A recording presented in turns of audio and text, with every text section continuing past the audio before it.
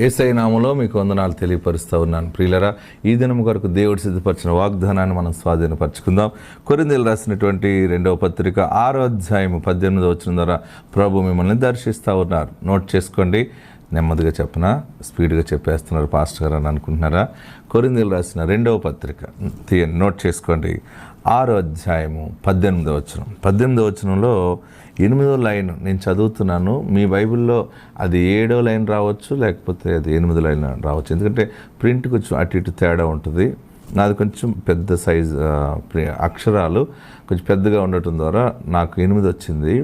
మీది చిన్న ప్రింట్ అయితే మీకు 7వ లైన్ వస్తుంది. ఏదేమైనా నేను చదువుతున్నప్పుడు ఆ పాయింట్ దగ్గర నుంచి అండర్లైన్ చేసుకోండి. మరియు నేను మిమ్మల్ని చేర్చుకుందును, మీకు తండ్రినై ఉందును, మీరు నాకు కుమారులను కుమార్తెలనై ఉందురని సర్వశక్తుల ప్రభువు చెప్పుచున్నాడు.